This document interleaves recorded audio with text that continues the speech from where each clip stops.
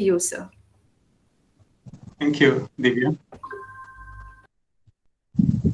Respected Principal Dr. Jacob Chandy, sir, Professor Edamana Prasad, Professor in the IIT Chennai, who has consented to deliver today's lecture, participants of this webinar, my colleagues in the Bishop Moore College, Mavelikara, and my team members in the IQAC. I'm extremely privileged to welcome you all to the inaugural session of the IQAC webinar series, Emerging Trends in Higher Education. Today, we are organizing the first lecture in the series on effective teaching. Organizing orientation programs and faculty development programs has been one of the main objectives of the IQAC. The quality of higher education depends most importantly on the quality of its teachers and also on the quality of teaching. Therefore, any attempt to improve quality without improvement in the quality of teachers is a futile attempt. It is in this connection we are organizing this series of lectures. The duty bestowed upon me is to welcome the dignitaries. I take this opportunity to welcome Dr. Jacob Chandy, the principal of Bishop Moore College. It is his leadership that has motivated us to organize such programs. It is during his able leadership that the college has been able to be ranked among the top 100 colleges in India. And Bishop Moore College is achieving this feat for the second time. He has been our strength, our motivator, and our guide. On behalf of the IQAC, I very heartily welcome our principal, Dr. Jacob Chandy, sir, to this session. Professor Edamana Prasad, he is the guest of the day. He has kindly consented to deliver today's lecture. Professor Prasad is a core team member and former head of Teaching Learning Center, and also the professor of chemistry in the IIT Chennai. He is actively involved in organizing various programs for improving the teaching learning process in the higher education sector of the country. Dr. Prasad did his PhD from the Kerala University. He has guided a number of scholars for their doctoral thesis. He is the recipient of the Alexander von Humboldt AVH Fellowship from Germany in 2002. His area of research interest is supramolecular self-assembly and photophysical aspects of small and assembled molecular system. He has to his credit around 100 publications and around 2,000 citations. I think it is his passion for improving the teaching learning process that has made him the resource person for today's session. On behalf of the Bishop Moore College, on behalf of the Internal Quality Assurance Cell, I very heartily and very warmly welcome Professor Prasad to this session. I also take this opportunity to welcome all the participants. It is because of their dire interest to improve teaching and learning that they have registered for this session. I heartily welcome all the participants from the length and breadth of the country who have registered for this program and who are very keenly waiting for today's session. I also take this opportunity to welcome all my colleagues in the Bishop Moore College, Mavelikara, and I also welcome my team members in the IQAC who have been constantly working for the success of this program. Once again, I very heartily welcome Professor Edamana Prasad, sir, to this session on effective teaching. Thank you. Thank you, Ranjit, sir. Thank you very much. I request our principal, Dr. Jacob Chandy, sir, to deliver the inaugural address. Respected Chief Guest of the Day, Professor Prasad, dear IQAC Coordinator, Dr. Ranjit Matthew Abraham, and my dear colleagues, and all the participants attending this webinar. Greet you all from Bishop College, Mahavelikara. Teaching is an art. Making your students sit down and listen to you is something which requires knowledge, wisdom, and talent. How to be an effective teacher? The very term guru in Malayalam means one who dispenses or brings in light to another person's life. One of the purpose of light is to make one's life colorful. So this seminar is going to be a very useful exercise in the life of we teachers. So I congratulate the IQAC of Bishop College for organizing this webinar, and I wish all the participants all the best. By these words, with your permission, I inaugurate this webinar, and I personally welcome Professor Edamana Prasad into this function, and I thank you, sir. May God bless you all and make this program a grand success. Thank you. Thank you very much, sir. Before I hand over the session to the resource person of today, a couple of points for the participants to note and register. First of all, once again, the happy news is that this webinar boasts of a national presence. We have participants joining us from Ladakh to Kanyakumari, from Gujarat to Bengal, from 14 states of the Indian Union, to be precise. The second point is a more important one. It's a request from our resource person. He has asked us to communicate to all of you that he intends to make his 90-minute presentation different from the traditional presentations, which are more or less monologues. I think it would be best if I quote him. He says, and I read it out, "It will be a session where discussions will be happening in between the lecture, not at the end.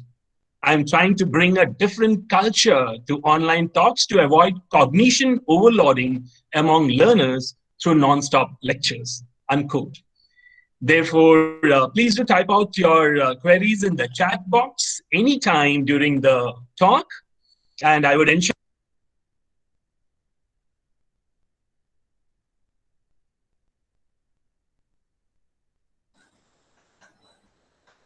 Hello.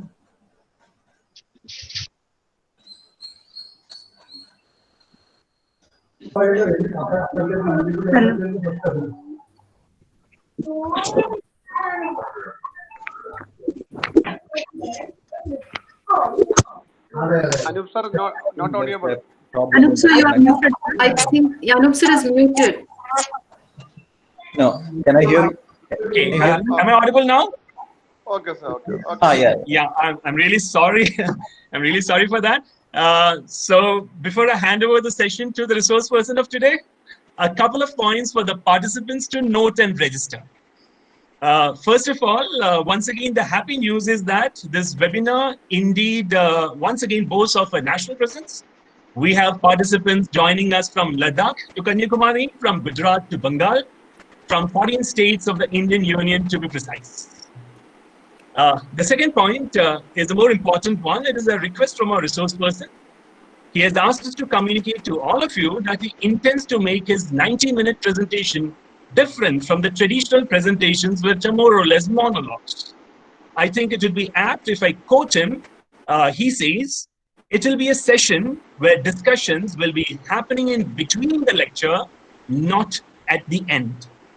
I'm trying to bring out a different culture to online talks to avoid cognition overloading among learners through non-stop lectures," unquote.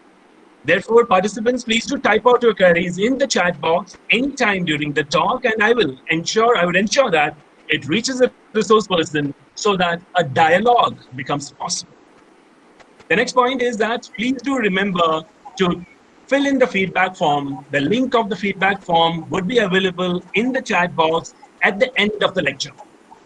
Do remember that the link would stay alive only for 3 hours after the talk, and only those who fill in the feedback forms would be eligible to get the certificate. Last of all, please do remember to keep your microphones muted and your video switched off. And please do take care that you don't press the present now button, which could be a distraction. So once again, please do remember to keep your microphones muted, video switched off, take care of the present now button, don't press it. Without wasting much time, I now very humbly request the resource person for today, Professor Edamana Prasad, for the talk.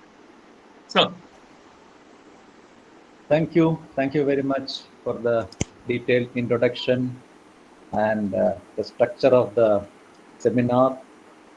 So, without further elaboration, let us go to the topic straight. This webinar is about effective teaching. So I think before we go to the slides, it is important that all of us should be on the same page. What do you mean by effective teaching? We say something is effective.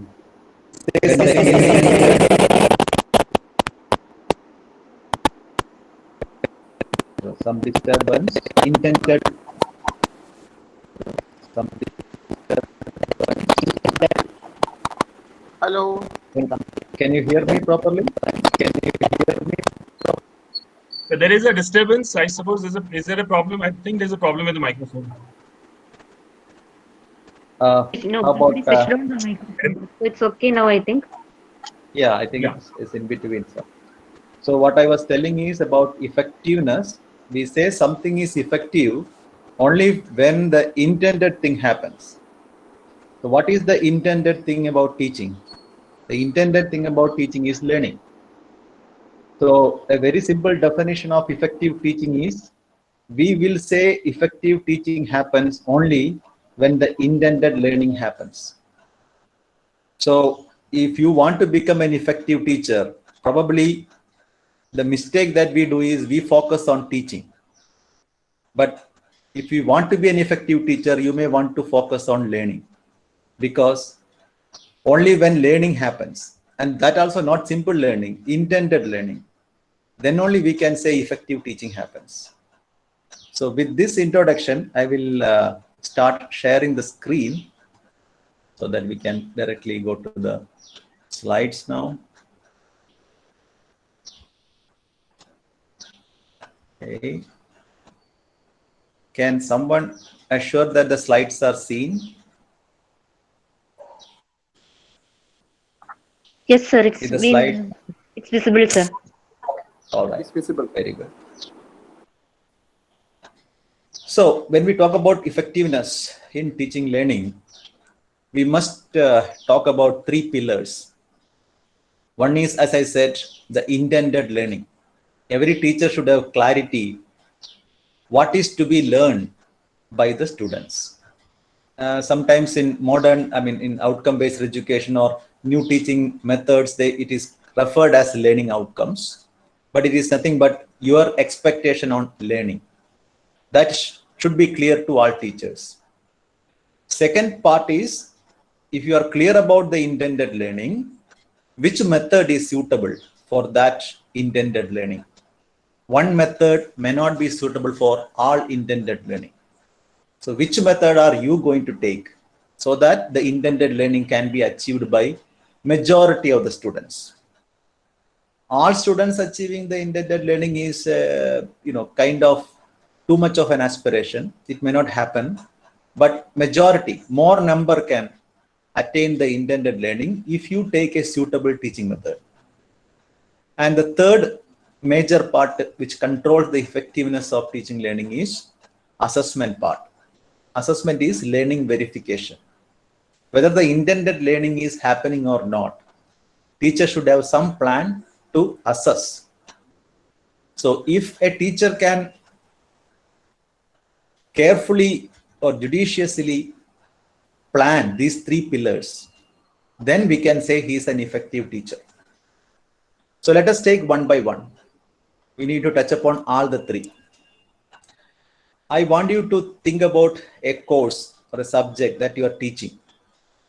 And I want you to write one intended learning in that course. Let us see whether you are clear about the intended learning. You don't have to use the chat box now, but probably you can write it and keep it with you. Take some 30 to 40 seconds and write it down.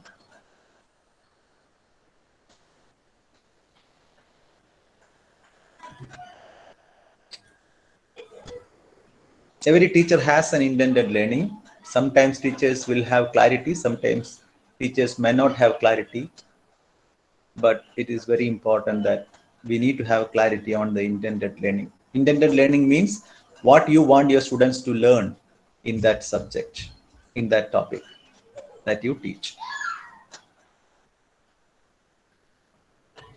Okay, so I hope that you have written one intended learning for a course. You may have several intentions, okay, about learning, but at least one we will take and see how we can write it properly. When you write your intentions, which now probably we can call it as learning outcomes, these are your intended learnings, you should answer these two questions. First question is, what should students know and be able to do as a consequence of your teaching? Your intended learning should tell that. The intended learning should also tell how will students be able to think, or at what learning level will the students perform. So unless the intended learning statement that you have just wrote clearly tells these two aspects, we cannot say that the intended learning is clear to you or to the student. So when you are making some statement, this is the intended learning, that statement must answer these two questions. So these two questions are the criteria for designing the intended learning. I will read one more time. You can even note it down. What should students know and be able to do as a result of my teaching? That should be intended learning, should be coming only when we say that they are doing something as a result of my teaching. What is that doing part? Second thing is, when students do things, okay, which learning level are they performing? Which essentially indicate that all doing things are not at the same level. When they do something, all their performance are not in same level. Levels can be different. So which level of performance are you intending? So your intended learning should clearly tell, okay, I want this kind of a level of performance, and this performance is I am looking for. These two things should be there in your statement. Some guidelines that you can see in your slides, which may help you to further refine your intended learning statement. This intended learning statement or the outcome must contain a verb which describes an observable action, which means, as we said, there are two aspects. One is, what is a student expected to be able to do? That is one question. Second question is, when they do the expected action, which level of learning is involved? With only these two answers, your outcome statement will be complete, or your intended learning step will be complete. Because there is a student which is expected to do something, your outcome must contain a verb, because do means it's an action, and actions are normally represented by verb. Ensure that the verb that you are pointing out, which is an action from student side, is observable to you. Otherwise, it is unclear to you whether the person is actually going through the intended learning or not. So it's very important that the verb that you are using must be observable. So if you quickly note down this guideline, that for every intended learning, we should use this guideline, that intended learning must contain two things. One, an expected action from student. Second thing, when the expected action happens, the level of learning has to be mentioned there. So now you may have doubts, but all the doubts you can keep it. We'll have an interaction.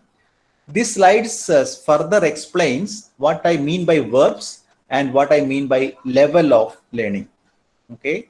On your left side, what you see is all the action verbs that you can expect from students. The list is not complete. Like many actions work, write, plan, design, calculate, plot, draw, list, correlate, identify.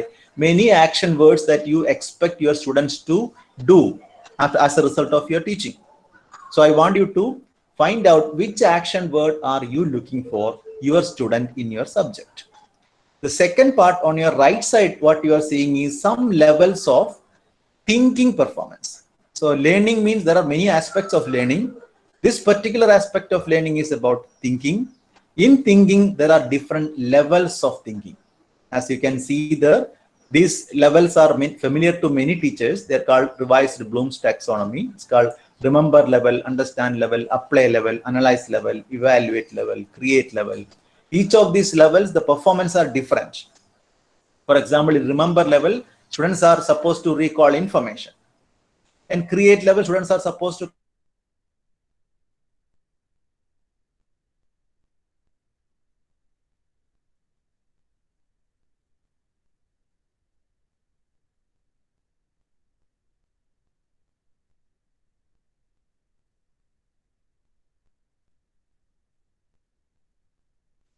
Hello.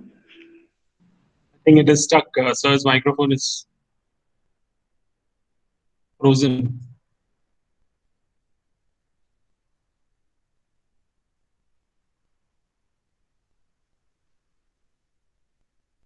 Sir, it is not audible. Student. So now I have a task for you.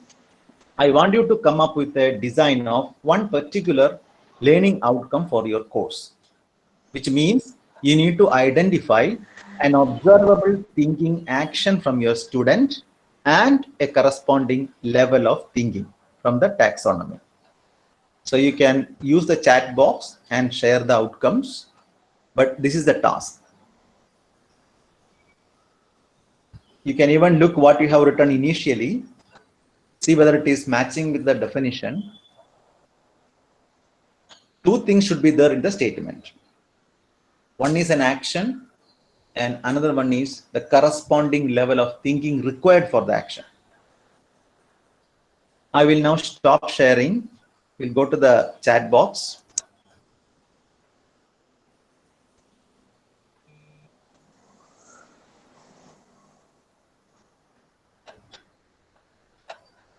So I'm looking at the chat box.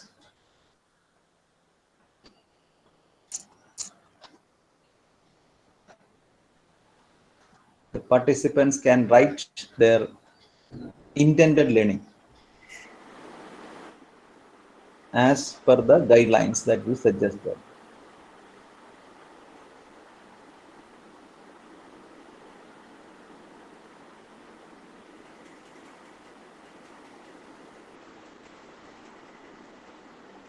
Okay, I think there is a comment.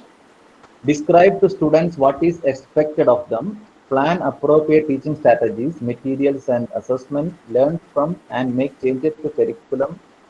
Well, so Ghosh, what you are writing is the intended actions from teacher, but I'm talking about intended learning actions from students. So what a teacher is doing is right now not important. Right now what is important is what a teacher is intending his student to learn or her student to learn. So the actions are from the student. Okay, so Javesh is writing to design an electronic circuit. Yeah, that is an intended action. You want the students to design an electronic circuit. Now it is not complete. The intended learning statement is not complete here because the level is not mentioned. When they design an electronic circuit, which level of thinking is involved? That is not mentioned. So another comment, to do a virtual tour in tourism subjects. To do a virtual tour. So Dr. Shan, when you say do, what exactly the student is supposed to do is not clear. So I want you to again think, what do you exactly mean by do a virtual tour? Is it like they have to design something, a tour map, or they have to use some software? What exactly they should do is not clear. Plus, the level of thinking is not involved. Aishu is writing XRD in solid state physics. That's a topic. They will be able to identify crystal structure. Very good. That is a level of, that's a action that you want. But Aishu, again, I show you it's not clear when they identify the crystal structure. Are they identifying by remembering? Are they identified by applying some principle? Which level of thinking is involved? That should be also a part of the outcome statement or the intended learning statement. Sushma is writing, able to identify the plant species through morphological characters. Fine, but that's action. When they identify, are they identified by remembering something from the textbook? Is it possible by that? Or they are identifying by analyzing in the situation? So which level of thinking is involved? That has to be mentioned. Dr. Vinod is writing atomic physics course. The student should be able to make questions, quantitative predictions about atomic phenomena. Yeah, so the action is very clear. They have to make questions, or they have to make quantitative predictions. Which level of thinking is involved when they make quantitative predictions? That is not clear. So all the outcome statements, all the intended statement that you are telling is 50% only. Now the other 50% you need to add. Anju is writing, able to identify pathogenic microbes. Very good. That is also an action. But my worry is, when they identify the pathogenic microbes, are they just remembering and identifying, or are they making some judgment? They are evaluating and identifying. Which is happening? Which level of thinking is involved? So Dr. Shan again comes, they are supposed to go through a tourist visit, virtual or online, and design their own trip based on that, either a solo trip. Yeah, so now it is clear they are designing their own trip. So to design their own trip, which level of thinking is required? That should be also mentioned in the outcome statement. So Aishwarya is writing from XRD pattern. Yeah, but so Aishwarya, we have discussed about levels of thinking. There are 6 levels of thinking. You need to assign when they identify the pattern, which level of thinking is involved. So there is a statement to listen and learn a new word, learn and use the word in a sentence with a word, and thus enhance the vocabulary in the language. So, and the problem here is use the word in a sentence is very clear. That action is, expected action is very clear. But when you say learn, an action is missing. Listen is okay. But learn is a problematic word because even though it's a very dear word for all teachers, learn is not observable. Remember, the condition for intended learning statement is you have to come up with a word which is observable. Learn is something happening in their mind. So I want you to come up with, substitute that word. Don't change the intention. Let learn be the good intention. But an action word has to be substituted in place of learn. Again, the levels are not mentioned. Mariam is writing differentiate interference and diffraction, and the level of thinking is understand. Now we are coming to a stage where how do we write the intended learning in a complete format? Action is there, level of thinking is also there. So the teacher is thinking that, Mariam Thomas writes that differentiate interference and diffraction. Suppose they understand the concept of interference and diffraction, they'll be able to differentiate. That is the idea. So the level targeted is understand, and the level differentiated is differentiate.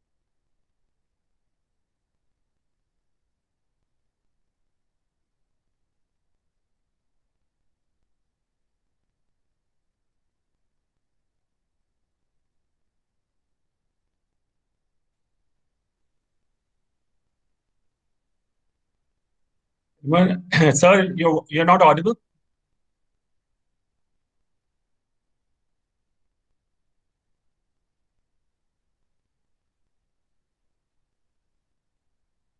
First, like you have done before, determine the crystal structure. In bracket, you can write analyze. Bishopmore College IQAC member is writing to be able to develop and execute a C++ program to solve simple problems in physics. Yeah, develop a computer program is a observable action word. It's a very intended learning is 50% clear. Now, when they develop the C++, which level of thinking has to be mentioned? Ashay Thambi is writing to identify chemicals available in various companies. Fine. But the question is, it's again 50%. When they identify which level of thinking is involved, that has to be also mentioned. Sushama is writing able to identify the plant species by analyzing. Okay, so when we say analyze is the level, you can simply put it in bracket. Able to identify the plant species is the action. In bracket, you say analyze. That is the level that is targeted. Optical band gap calculation from a set of given UV visible spectra. Okay, optical band gap calculation. But I don't. They need to comment on the results.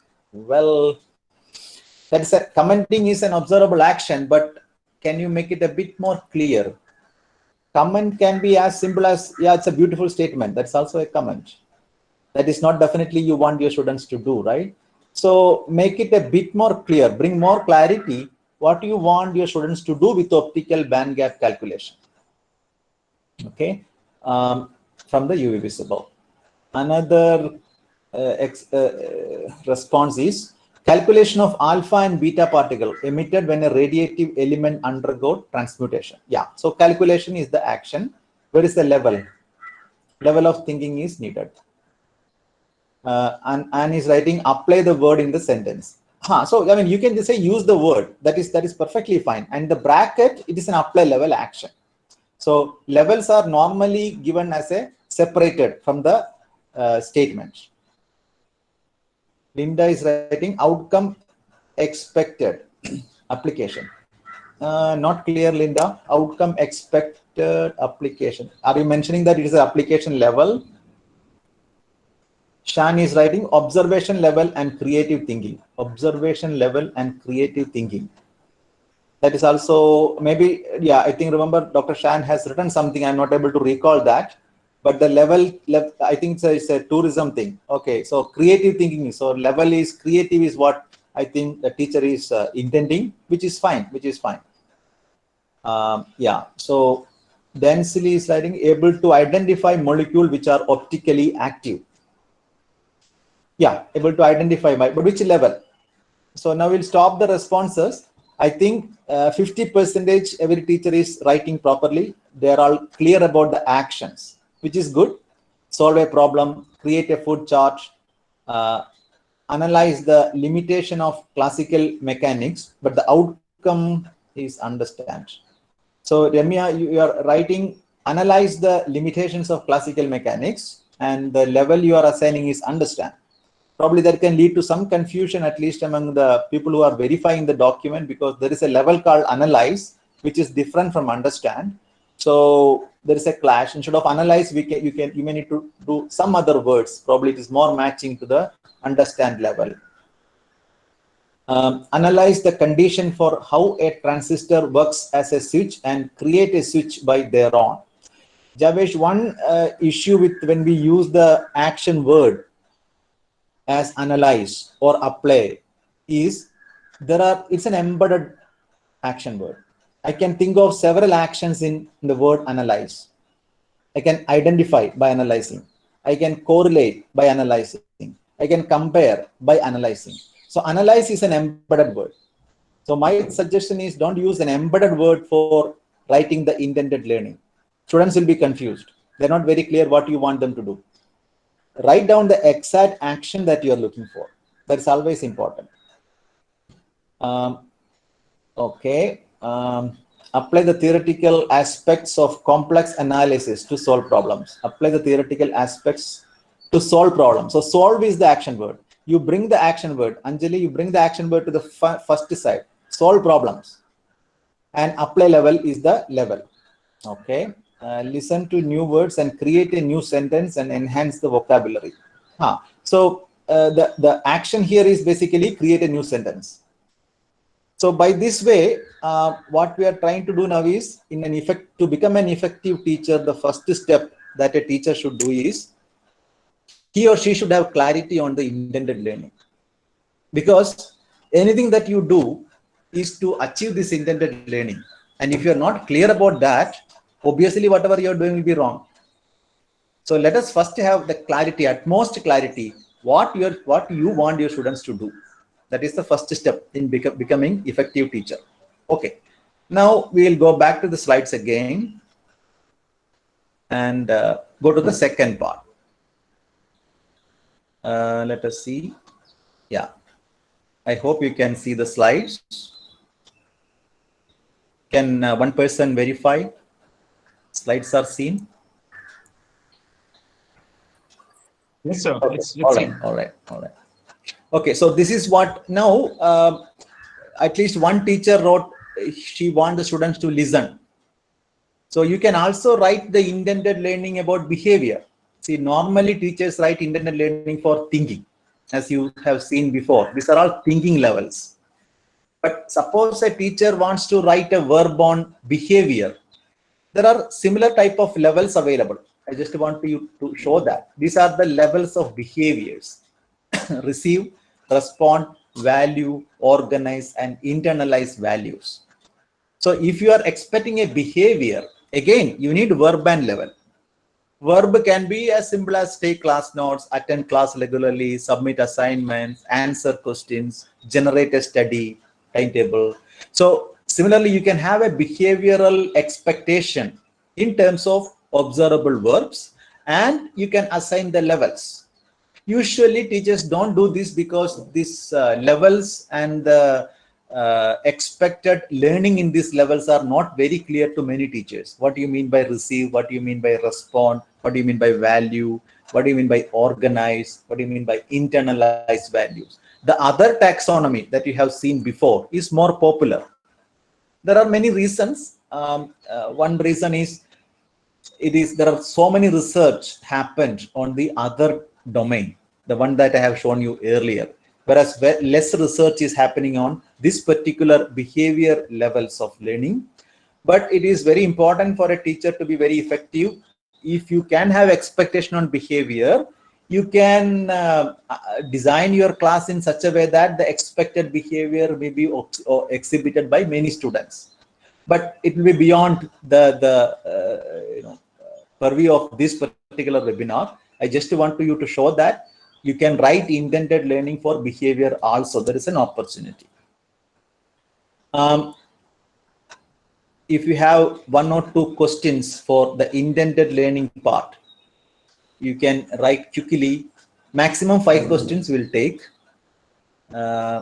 Chat box, if the coordinator can read those 5 questions, that will be great.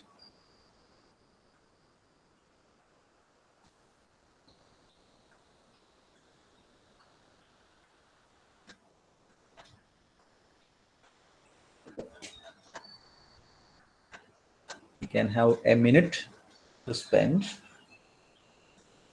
Questions on the intended learning that we have been discussing.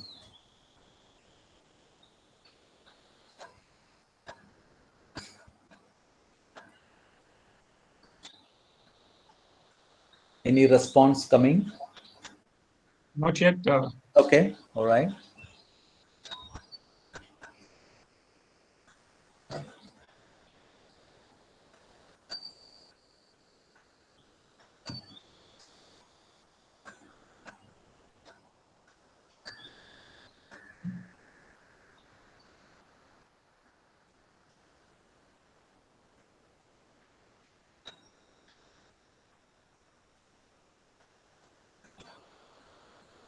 Someone writing, there are no questions.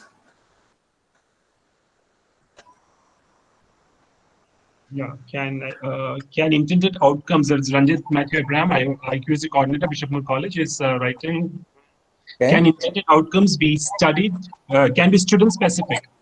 Can intended outcomes be student specific is what Ranjit sir is asking. Okay, the answer is no. The intended learning should be specific to the course that they are teaching. This is for the course. So the idea is that teacher is telling in advance, this is the intended learning if X number of students enroll for this course. It's not student specific. Now, when you actually measure after some test, you will come to know how many students actually reach that intended level of learning. But that's a different issue. In the design part, when you tell in advance, this is what you are expecting, it is for the course. Any other questions? Yeah, the second question is from Dr. Ann Kunyat. She's asking, can there be more than one levels of thinking happening? If yes, then how do we place it in the objective? So in one course, you can target during the different units or modules or topics, you can target all the 6 levels. You don't necessarily need to target all the 6 levels also. You can have courses with the 2 levels, for example, apply and analyze. So in an autonomous institute, it is a choice of the teacher which levels should be targeted. Or it's an institute, then the institute should decide which level should be targeted. Or if it is a university, university has to decide which levels should be targeted in each of these courses. There is flexibility. But nevertheless, you should be clear about the levels that you are targeting. That is the most important thing. For one intended action, usually one level is targeted. Brain cannot work in 2 levels simultaneously. Okay. Another question? Yeah, I don't see any more questions, sir. Okay, all right. So we are moving to the next part, next pillar, which is method of teaching. So now you have an intended learning with you. And the question now is, what method of teaching should I use so that the intended, many students, majority of the students in my class will reach that intended learning. That's why method of teaching is important. It is like, for every job, tool is important. So here the tool is the method of teaching. It affects the effectiveness. As you can see in this slide, these are all tools, different methods of teaching. They're all called RBIS. It's called research-based instructional strategies, which means these are all different teaching methods, not based on one person's personal experience. These are all research-based studies which say that these methods are efficient. When you go through it quickly, you may see that there are similarities between these methods, but each of them are distinct. And in a webinar like this, we cannot discuss all of them. We will pick up 1 or 2 and then discuss. And you need to decide for your outcome, which method is more suitable. The question before is, why should we go by RBIS? There was a meta study. Meta study means study about studies. That's called meta study. There were a couple of 100 studies about this RBIS, and there was a meta study about them. And this meta study recently shown that there is no further need for any trial experiments on RBIS, as the existing evidence is abundant enough to support its efficacy. Which means these 200 studies clearly, unequivocally suggest that RBIS is very effective for learning. And I want you to note that the slide that I have shown you previously, there is no method called lecture. So a continuous lecture of a class is not an RBIS method. That is because people have, when they do the research, they studied the efficacy of lecture, and what they found is lecture is not very effective for the intended learning to achieve by many students. So if you are targeting many students learning, lecture is not a good method. Now, these studies, I don't want to spend much time. Essentially, I want you to show that there were very rigorous studies about the efficacy of teaching using traditional approaches, which means lecture-based class and interactive classes. So on the left side, what you see in a graph like FCI is force constant inventory. It's a basic physics course. What you see is studies done in high school, colleges, and universities. More than 6,500 students appeared in these studies. And what they are doing is they are comparing the learning in traditional and interactive classes. The yellow boxes are for traditional and the hollow boxes are for interactive engagement. And they define the learning as the slope of this curve. And you can see that below the slopes are compared. Traditional slope is 0.2, interactive, the slope is 0.48, which if you want to translate into English, the learning doubles for interactive classes. So people have done very enormous, rigorous studies comparing traditional classes and interactive classes. And in many studies, you get beautifully similar kind of observations. That is, interactive classes or student-centric classes are much more, or RBIS-based classes are much more effective. So the primary takeaway from all the research on RBIS is that student learning success depends much less on what teachers do than what teachers ask their students to do. So the essential element of RBIS is teachers don't focus on the lecture, the teaching, but teachers focus on students learning, what students are doing. That is the focus. So in RBIS, all the methods focus is on students doing part. So now the question is, suppose you have this taxonomy of thinking, remember, understand, apply, analyze, evaluate, create. Does your teaching strategy involves learner-centered activities matching with the level targeted? This is very important. I target a level of analysis, but then I give activity which require only remembering skill. Then there is mismatch. So you need to create an activity which is matching to the level that you are targeting. That is why intended learning always specify the level of thinking. So one method of teaching that we are describing is flipped class. In this slide, you can see the difference between flipped class and traditional class. On the left side, you see traditional class, right side, flipped class. In traditional approach, before the first class, what students do? They do nothing. But in flipped class, they have to actually come to the class by getting exposure to the content. They are introduced a video or a reading material or some book chapter, something they have to go through before coming to the class. Doesn't mean that they will learn by going through that, but they will get an exposure, which is very important. So there's a clear difference between traditional class and flipped class. Second thing is, during the class, what they do in the traditional approach, they listen to the teacher. But in flipped class, they're not listening to the teacher because they already listened to the teacher in the video. So now there is no more listening. What do they do in the class? They start working on some problems. Teacher asks them to do something.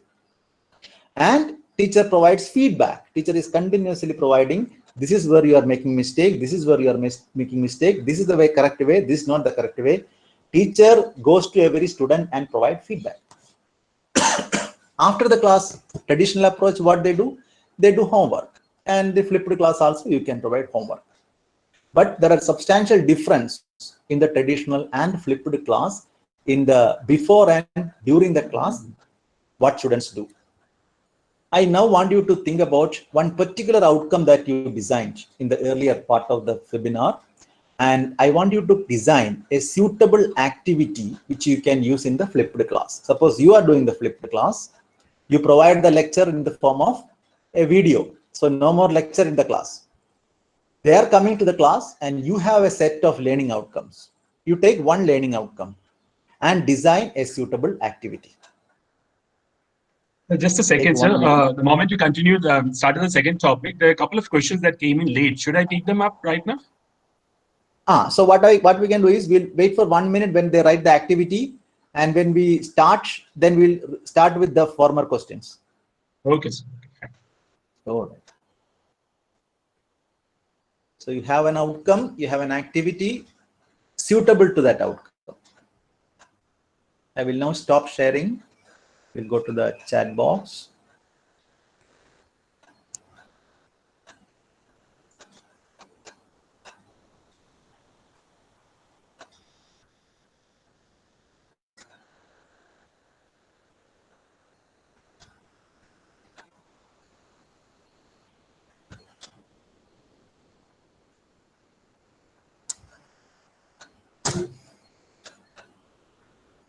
So these are questions from Dr. Shan and Roshni.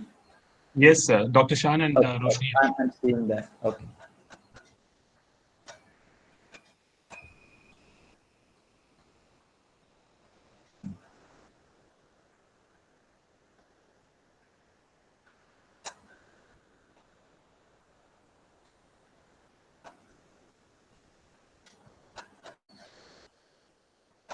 Okay. We are starting to get. So I will take the Shan's and Roshni's question probably at the end. Let us see the questions. So GC Matthew is writing, encourage students to ask questions. Yeah. So one of the ways in the flipped class, if you want them to ask question is, you need to provide the task in the form of a task. You can tell them, write 5 questions based on the video that you have seen. So something like, it has to be like a work. Otherwise, encourage students ask questions. Generally, what teachers do is go to the class and say that, can you ask some questions? Maybe 1 or 2 will ask. That is not the idea. Whatever task that you are giving should be done by everybody. So put it in the task format. Write 5 questions. Okay. Anne is writing, give a passage to read and then ask them to complete the question given below. Passage reading, and they have done already before they come to the class. So class time is not for passage reading in flipped class. When they come, you can ask the questions directly. They're supposed to read the passage before they come to the class. We know all of them will not read, but that doesn't matter. That's the structure of the class. What other activity? But you are not writing the learning outcome. I want you to actually suggest, this was my outcome and this is the activity that I designed. Densley is asking, conduct a quiz on that topic. Conduct a quiz is fine. Conducting quiz is fine on the topic. But then the important thing is, as I said, there can be always mismatch between the level of thinking targeted and the quiz you are conducting. So I want you to keep that link. What is that you targeted and what is the activity? That's why I want you to think about the outcome first, the intended learning first, and the design of the activity. So Dr. Ann from Bishopur College asked them to identify new words. So, and then what is the, so I think one of the learning outcomes of Anne was use the words in sentence. I don't know whether that is correct or not. I'm getting from memory. So use the words in sentence, and the activity that Anne is giving is identify new words. And then there is a small mismatch between what you want them to do and what you are asking them to do now. They are related. Obviously, they are related. But if you want them to use words in sentence, probably the activity is use words in sentence, isn't it? You want them to do something, action should be the same thing. So that is why intended learnings are very important. Okay, let us get more examples. Encourage students to research institute to see the working and construction of modern instruments after we take the class about the particular instruments or subjects. Students to visit. Well, Ashitambi, the idea is that we have some intended learning that we created. Okay, so those intended learnings are describing students will be able to do this. We never write that students will be able to visit a research institute because that is part of the thing. But I'm not saying that when they come to the flipped class, what you are asking them to do. I think you can think in that way. Okay. Ghosh is writing, communicating with the students in an online environment requires a little more thought and planning, etc., etc. You can have benefit of using body language, etc., etc. But yeah, Ghosh, I'm actually interested in what is the outcome that you have and what is the activity that you are planning to give to the students in a flipped class. Aishu is writing, teach a theory of XRD basics. That is over in that video that you have given to the students. So when they come to the flip class, provide images of XRD pattern. Yes, use theory to calculate HL, HKL values. Exactly. That is what the idea. So you taught all the theories of online. When they come to the class, whether the class is online or offline, that's a different issue. You can still do it in online, flipped class. But if it is a flipped class, you provide the image of XRD, ask them to assign HKL value. That's a good thing. And now you see that some students may not watch, some students may watch, and those who did not watch may struggle. But you can provide feedback, but don't give the lecture again. Okay, and design a phylogenetic tree, okay, with the list of species provided. Yeah, so this can be an activity. So the level of thinking that he's saying is evolutionary tree. Okay, so that is the design part, that is activity that can be given. Smita is study material is given and asked to frame questions, doubts as comments and initiate discussion among students through classroom. At the end, teacher can make an overview summary. You can ask them to make questions, but they make questions that exercise. See, we always need to think whether the intended learnings are satisfied by asking this job. Whatever you're asking them to do, whether it is helping them to reach the intended learning. Will creating questions help them to learn the intended learning? That's the question. Did you miss Dr. Shan's question when teaching about tourism? Can you read it? Hello? Yeah, when teaching about tourism, activity will be map reading of a state or a country. In relation, the action they will do is to identify the type of tourism to that state. That's what is written. Okay. Yeah, that can be a flipped room activity. Yes. To know their understanding level in the topic, group discussions can be done. Yeah, group discussion can be done, group discussion or individual thinking. But what is that you're asking them to think? What is that you're going to ask them to discuss? That we need to pinpoint. That is the activity. Activity has to be clear for the teacher. And this activity is nothing but it is in accordance with the intended learning. Numerical methods for solving question is induced in online class. In direct classroom, students are given a problem. In direct classroom, students are given problem. They have to find which method is suitable to solve that problem. Yeah, you can ask them to solve problems in the class. That is good. Soumya is writing, after the class, conduct discussions based on the topic. So conduct discussion means what? This is the problem. So we need to write what is that you are going to ask them to discuss. That is, the activity has to be pinpointed. We need to write it down properly.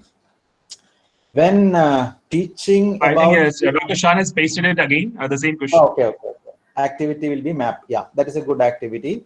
Teaching spectroscopy, give them spectra to ask them to interpret spectra. Yeah, all the spectroscopy theory you give them online. When they come, you ask them to interpret the spectra, identify the spectra, structural elucidation, all those activities you can give. And Praveen is writing, is there any difference between comprehension and understanding? Praveen, no, they're the same. Okay, Aishu is writing, for topics we can teach theory of multi-layer films and numerical parameters for designing anti-reflecting films. Okay, in online mode. In flipped class, different materials data can be given and ask them to design anti-reflecting films by choosing suitable combinations. Yeah, we can do that. Now, at some point, teachers will realize that the activity that you are going to give in the class is nothing but the actions that you are giving in the intended learning. So this is a realization sometimes you will have after you start using this methodology based teaching, because in every intended learning there is already an action. Students will be able to calculate, students will be able to differentiate, students will be able to interpret. So action is already there. These are the actions that you want them to do. So you already listed those actions. No need to create another activity. Activities are already there. That is why it is very, very important that when you design the learning outcomes or intended learning, you better be clear this is the thing that you want them to do, not something else.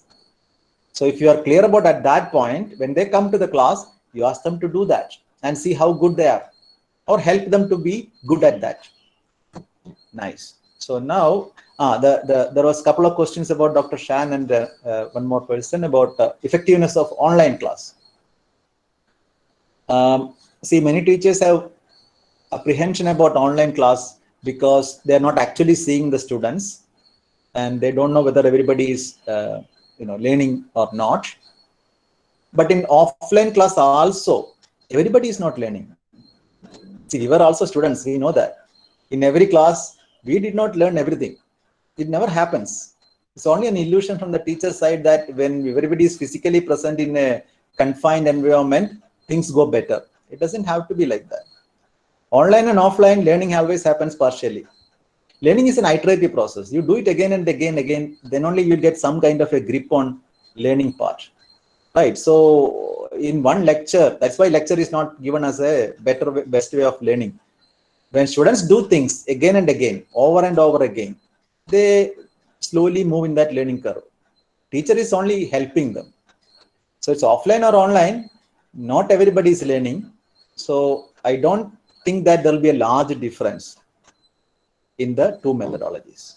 Okay, now we go back to the slides again. Share the screen. We are going to the last part.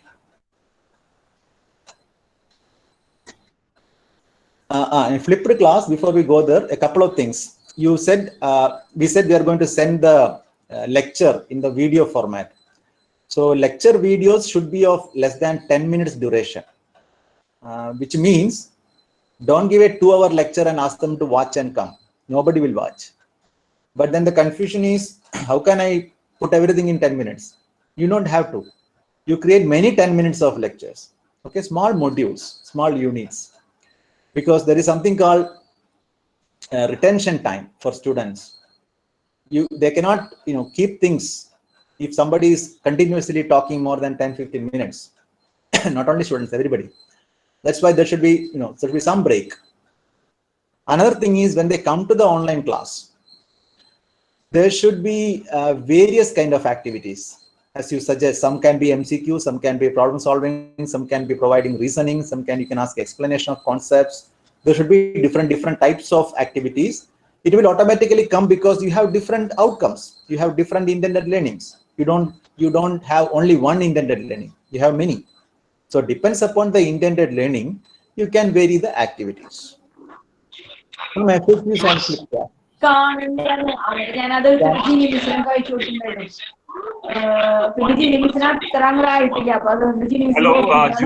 Jyoti, Jose, please turn off your microphone. Jyoti, Jose.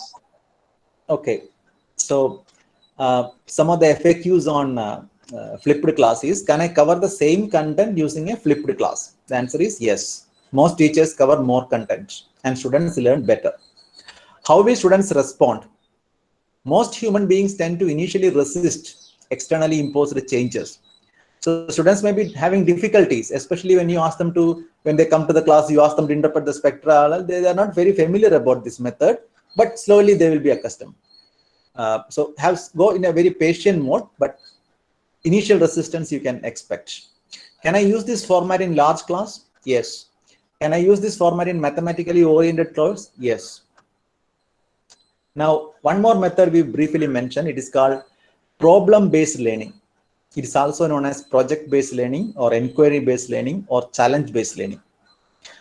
This is not for beginners. That means those teachers who are not very well versed with the methodology of teaching.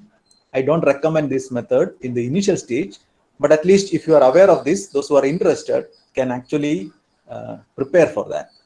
This slide tells you the 4 steps in PBL. First step, students are given with a complex, ill-structured problem. Ill-structured is very important because when they come to the class, first class, you haven't posted any videos. They don't know anything about that subject. First class, no lecture, teacher is giving a ill-structured problem. Ill-structured means open-ended. There can be multiple answers. And that's an embedded question, not the kind of question that you see in the behind the chapters of a textbook. Those are all structured problems. That means there is a way to solve it. But the problem that you are asking is there is no direct way that is known to solve it.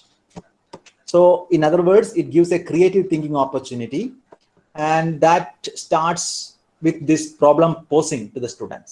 Now in the second stage, what they do, students work to define the problem. First, they have to understand what is the problem and to identify what they know that is relevant to the problem.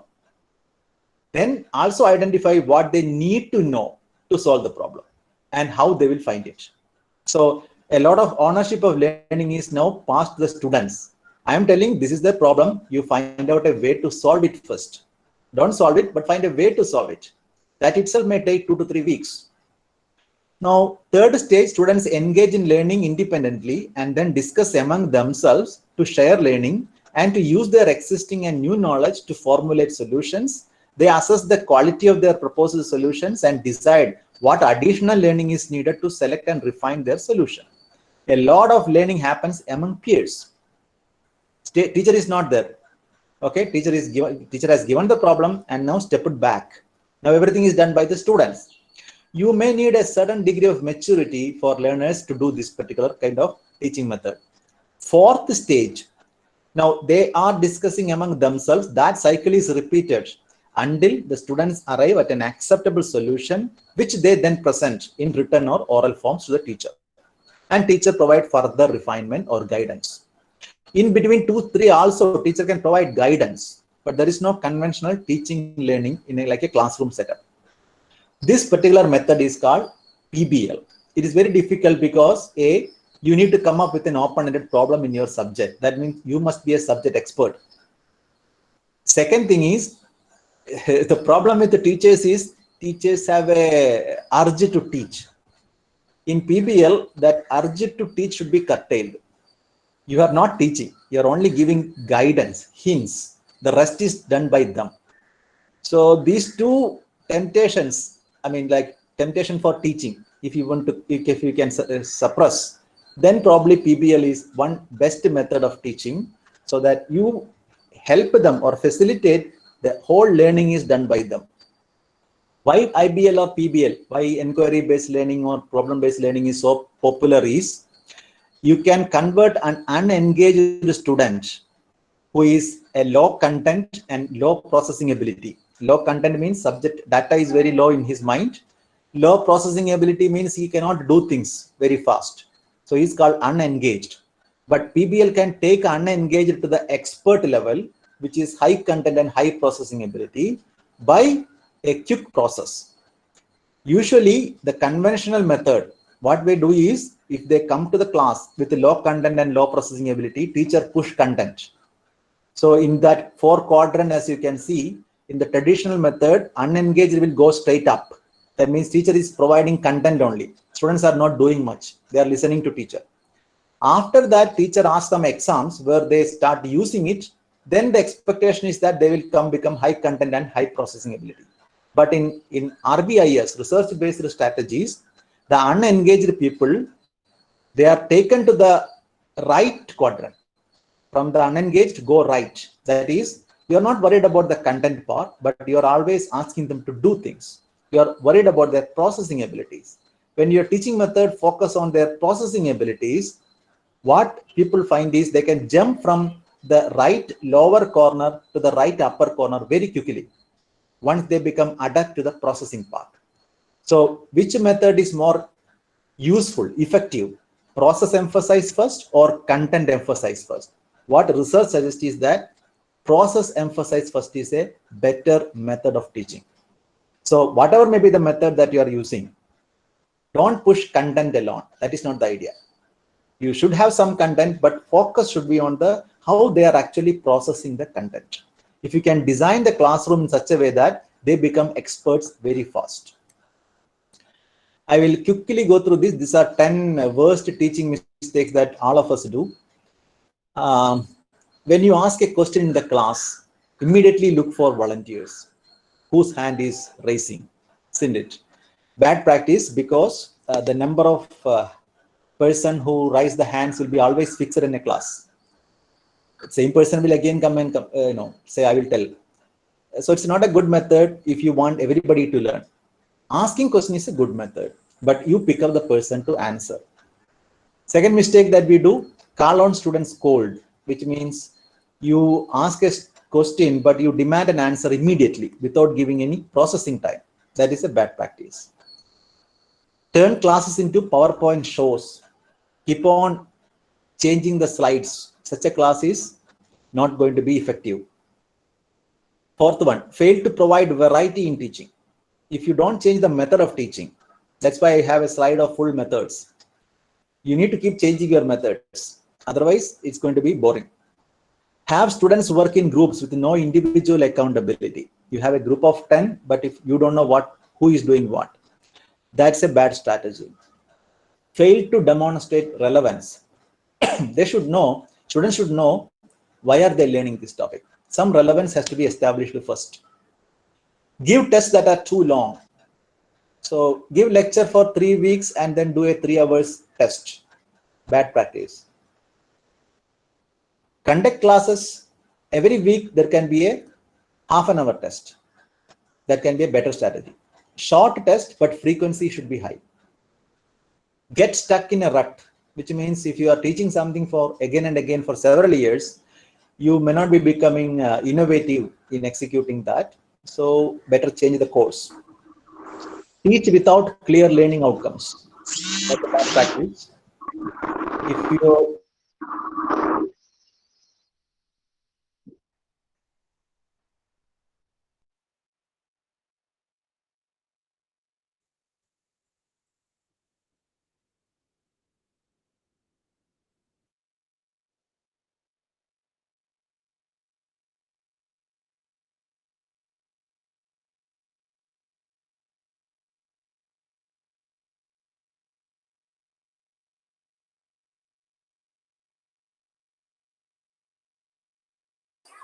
Hello. I think there is a problem with sir's audio. Edamana, sir, you're not audible. Summative assessment is also known as evaluation. Evaluation means quantifying, evaluating. So 80 out of 100, 70 out of 100, 9 out of 10. These are all evaluation. Whenever you give mark, that kind of an assessment is called evaluation. Mark or grade, A grade, B grade, C grade, that's also evaluation. Anything which is quantified is evaluation. But formative assessment is only feedback. Teacher gives, when teacher asks something, students answer something. Based on that, teacher judge the learning and then provide necessary feedback. That is called formative assessment. Assessment happening when the learning is being formed. That's why it's called formative. That assessment is much more important than the summative assessment. You know the reason? The reason is when you do the formative assessment, there is no penalty. But in the summative assessment, if the student makes a mistake, 1 mark gone. But in formative assessment, they can actually make many mistakes. In fact, in formative assessment, we allow them to make mistakes and as a result, learn. We all know that learning from mistakes are real learning. So in formative assessment technique, what we do is we ask them to do something, let them make mistakes, and you correct it. One important thing about assessment, the slide which is written in the below, you are supposed to assess only the outcomes that is designed earlier. So the 3 pillars are interconnected. You say there is an intended learning, there is an outcome. Students should be able to calculate, they should be able to differentiate. You just assess only that. When you assess something, don't bring new things. You already said these are the expectations. You see those expectations are met. That is legitimate. So for that, you need an assessment plan. That means a method through which you plan to conduct the assessment. People use normally a rubric method. Rubric is a method where rubric means table. Okay, you put tables and columns, rows, and you write, this is what my learning outcome is. This is the way that I'm going to conduct the class. And this is the way that I'm going to assess. And what happened to the assessment. All those things you note down in the form of a table format, then you call it as a rubric. Teacher should provide feedback whenever you do formative assessment. And the feedback should be descriptive. It helps the students to understand where they stand with respect to the expected performance. Now, I want you to take one learning outcome that you had, design one assessment plan for that learning outcome. What do you do to assess that learning outcome? How do you plan to assess the learning outcome? think about what method or what way that you're going to verify whether the students in your class are meeting that outcome or not. We'll now go to the chat box. You can share your ideas. Assessment plan is a design of how do you do the assessment in the class. Let us focus on the formative assessment plan, because summative assessment, there are many examples. All the exams, test, quizzes, all those things are summative in nature. We should focus on formative assessment plan. I will now go to the chat box.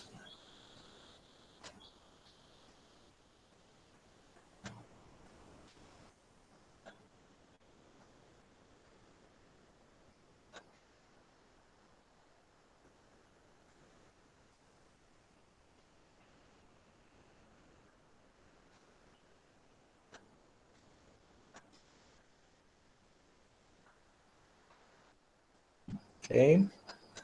So take one learning outcome and then think, how do you assess it?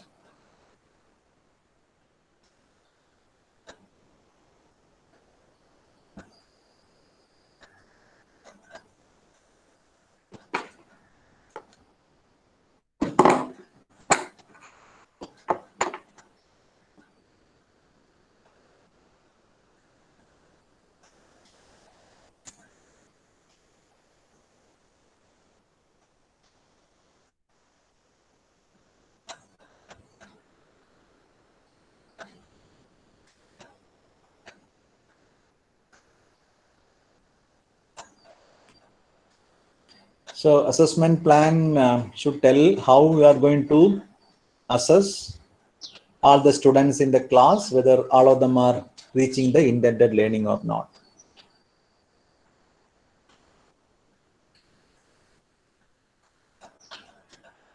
Okay, some are there. I didn't see that. No. Smita is writing problem solving. Yeah. So problem solving is a method. The question is, what is your plan? Like how to ensure that everybody in your class are able to do the problem solving? How do you verify? That's the question. Soma is writing, design an amplifier by providing current yeah, these are all activities. Fine. So we discussed previously, these are all the activities. Now I have given the activity. How do you collect the response? That is assessment plan. So focus on, suppose there are 70 students in the class. What is the assessment plan? How do you collect the response from them? What is your thoughts on that? So Mariam is writing, yellow was differentiate interference and diffraction.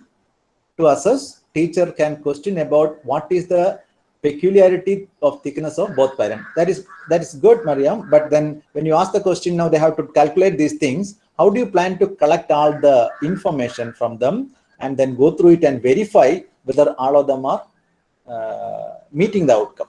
That is the question. Online quiz for 1 hour. Okay. Google form quiz. Good. Assignment and correct it and give them back. That's very good. So when you do this kind of method, which is called assessment plan carefully that how many students are actually reaching the intended learning. You can get it from those things. It doesn't have to be marked, because all these Google form or the online quiz, you don't have to actually give any mark. This is only for formative, just for your understanding and for your students' understanding where they are actually standing. You can even have a formal, informal question answer session with all the students or a viva. Okay, so Ashay Thambi is writing using logic truth table, verify input and output. Yeah, so you can give an activity to all of them, ask them to do it, and then, but now it is your turn to verify each one in the class that they are actually doing. So what method you use to verify learning in everybody in the class is called assessment plan. All the three things, these three pillars that we discussed, they're all heavy topics. Each one is actually a worth of a workshop of half a day. We combine them, but the idea is that if whenever you're talking about effectiveness of teaching, these three things have to be arranged properly. You should have an intended learning, and then you should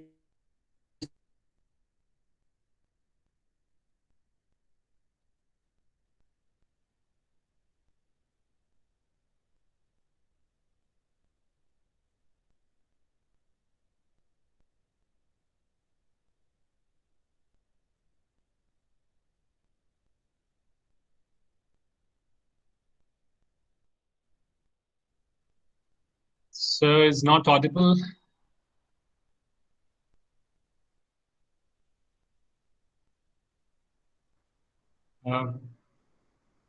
Professor Edamana Prasad, sir, you're not audible again.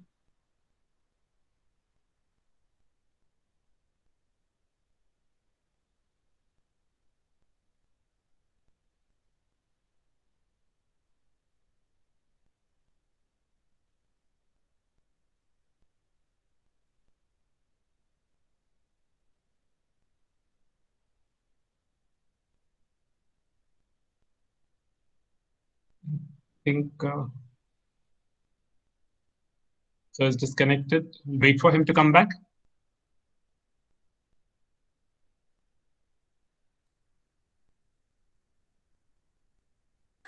Yes, sir. Professor Edamana Prasad has happened to leave the meeting. I think we'll wait for him. Probably there is a network issue. I will wait for some time. It should be back. Yes, sir. Lynette, can you just call him up and ask him, like, because I don't know whether he realized it or not. Yes, sir. I'll do the needful, sir.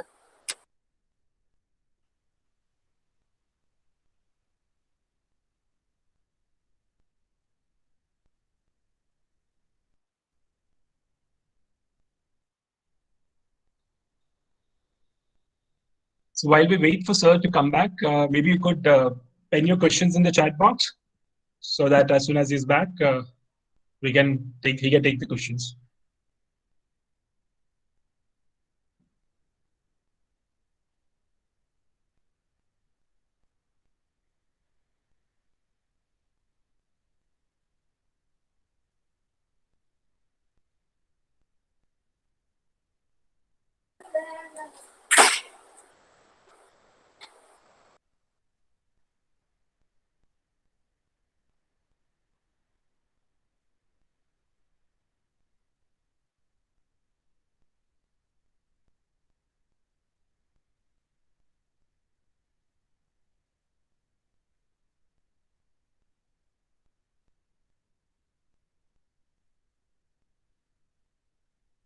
Meanwhile, I'll remind you once again that we'll be soon having the link.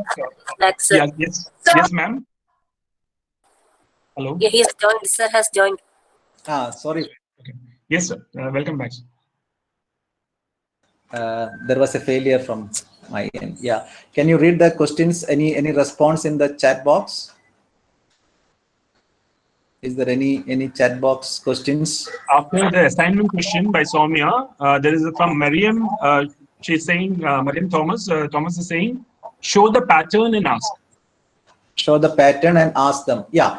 So in Maria, these are all activities. We can do that. Now in assessment plan, what we should focus is when we ask them to identify the pattern, how are we going to do the assessment? Are you going to call them randomly and ask the questions? Or are you asked everybody to write the question and submit it online? What is your plan?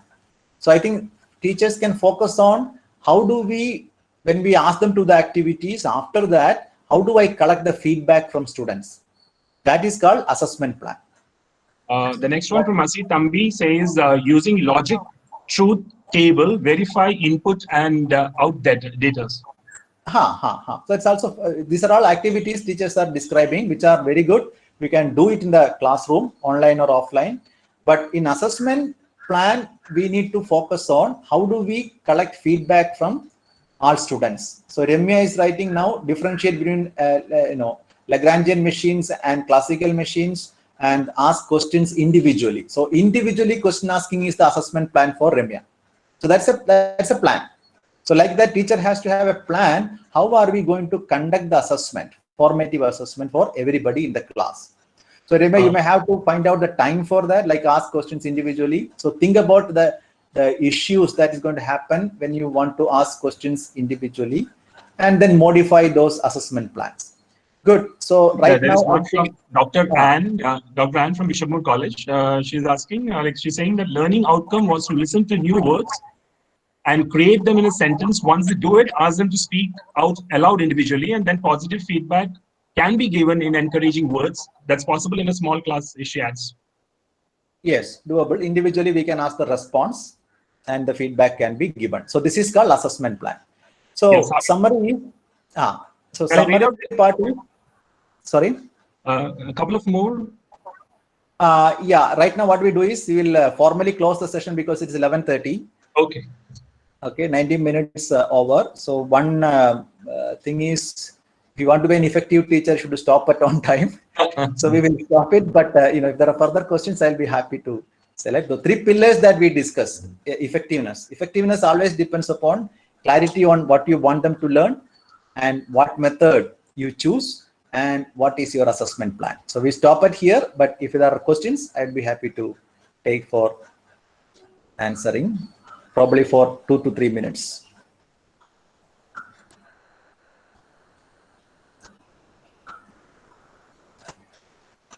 There is Savitri Devi is saying, ask them to make a poster. Ask them to make a poster. Yeah. I have replied to that. I think at that time the power went off. Yeah, poster making is fine, but then yeah. So the problem is, how do we collect a poster design from the students? Okay. So when online, I think I've seen one question from Diana. When online exams are the norm, how can we ensure the secrecy and efficiency? Yeah, Diana, online exams, if you are conducting right now, it's only possible by an open-ended exam. There's something called open book exam, where you can give the question paper, but none of the answers are there in the book. Which means there are design level questions or create level questions where the direct answers will not be there in the book. They can use the book for the exam, but they can write it and submit. That is one way of doing online exams. Another way is individual viva. Suppose the class is not very big, large, you can do individual viva.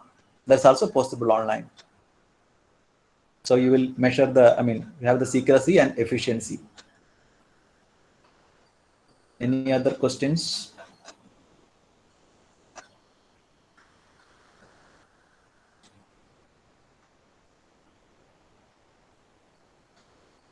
Yeah, if there are no further questions, over to the coordinators.